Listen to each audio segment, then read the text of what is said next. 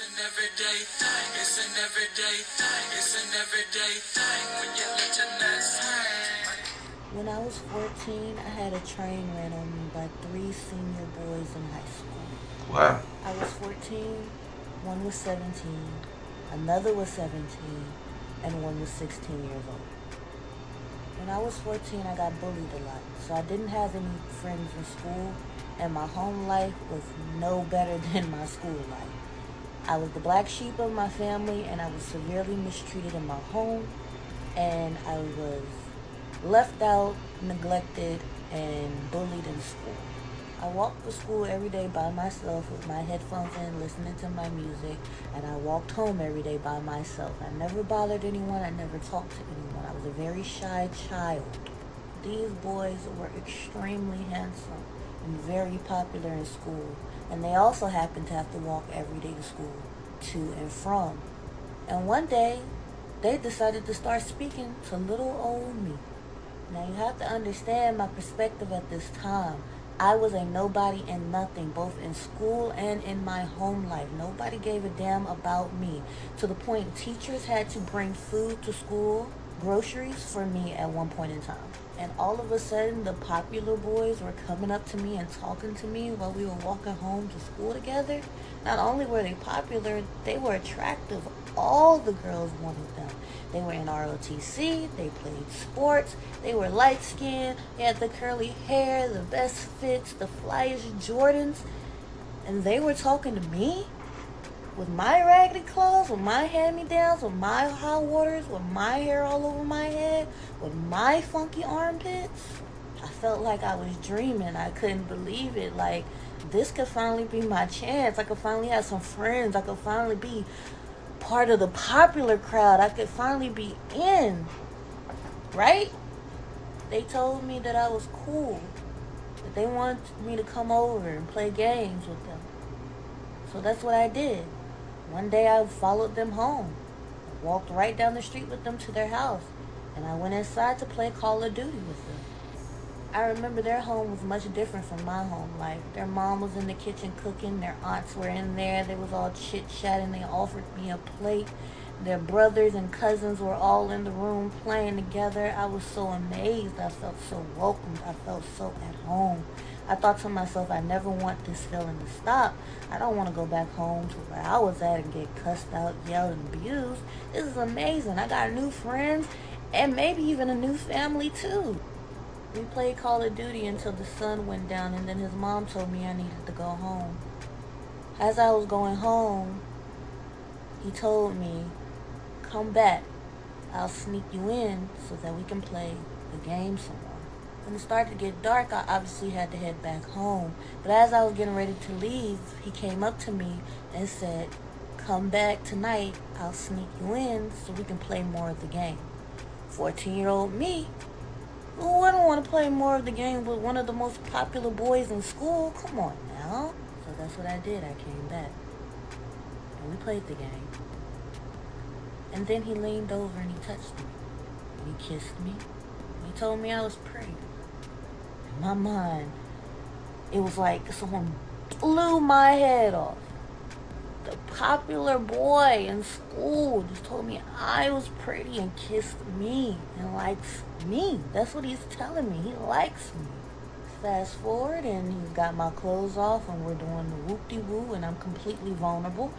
And as we're doing it, and he turns me over and tells me to get on my hands and knees and arch my back, I hear the door crack open.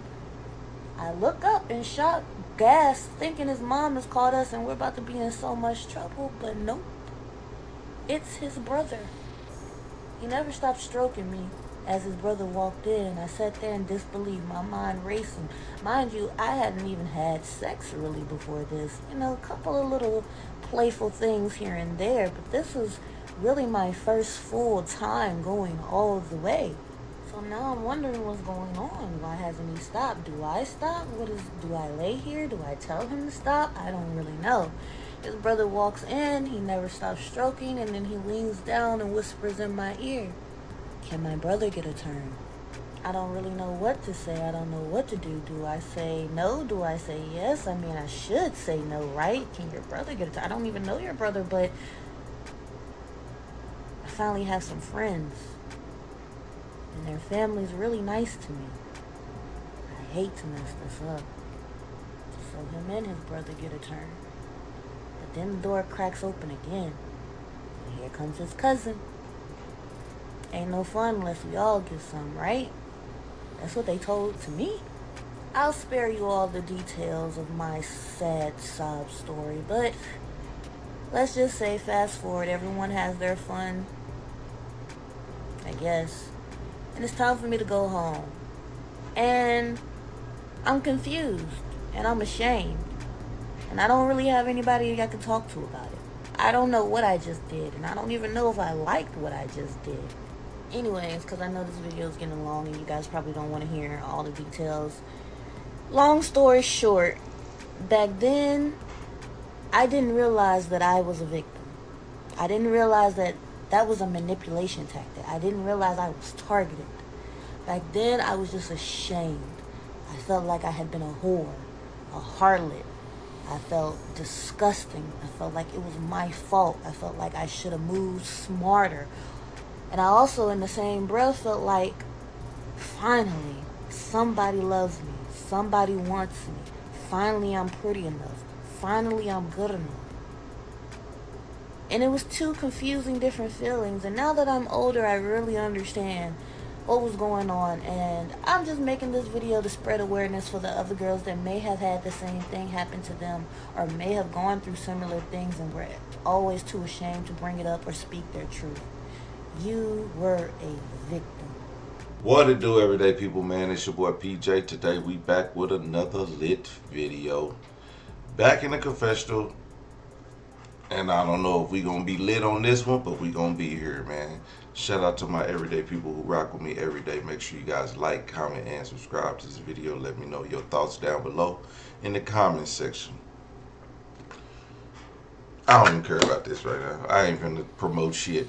Listen, as a man with kids, daughters, this scares me right here. Now I know we've done some things when we was a kid, but I've never taken advantage of a woman sexually, okay? And so this right here is scary, because I've had sisters. I grew up with my sisters, and I always think like of everything that we as kids would do and the guys around, and I try to tell my daughters who are growing women, and you know, me, I like women with body. So what do my kids grow up to have? Body. So I'm thinking, like, in my mind, they don't have to think they're pretty. They know they are. But one guy showed them attention, and he could very well take advantage of them. They're not out there. They're not bad kids. But they not the most outspoken ones. But I'd be damned if I don't talk to my daughters. Matter of fact, this made me want to talk to my 13-year-old right now about all the stuff that she does. But I keep a tight leash on her because a lot of y'all don't know me being a single father, okay? Taking care of my 13-year-old daughter. It's a struggle every day. Every day it is. Every day I'm trying to get in her mind. Every day I'm worried about what she's doing on these apps in her phone. Every day, and I don't want to hound her, but I do. And people sit around and they tell me, man, check on your daughter. Check her phone. Do this, do that. And I'm like, and I even get chastised by people because they say, you're not doing enough. I'm like, what am I supposed to do? I can't run my daughter off. Like how this girl say she was treated in her family. I don't want to treat my daughter like that. You know, I treat her with respect. I talk to her. I tell her how guys are. She don't think that I was a boy at one time. I don't know what is going on in her mind. If y'all got some pointers, please feel free to put them down in the comment section. You know, we go into counseling and stuff like that. We doing stuff together. I'm taking her to a doctor to make sure, you know, if she is, hey, you know. So I gotta be there and be comfortable with her. We gotta be together.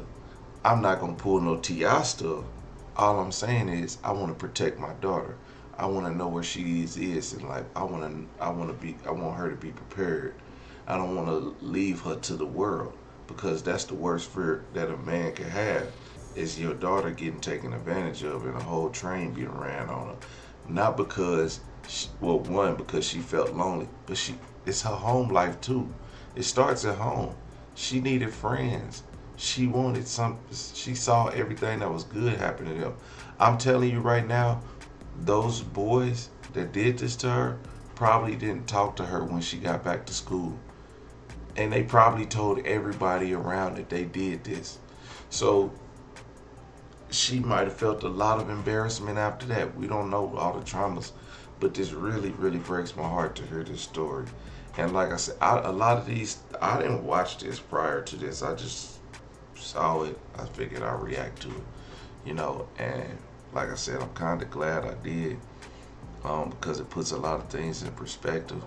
But it hurts my heart, because as a man with 5 daughters, their protection and safety is my #1 priority. And I hate this for this one young lady right here, man. Everyday people, let me know what y'all think in the comment section. Like, comment, and subscribe. I'm gonna holler at you later. Peace.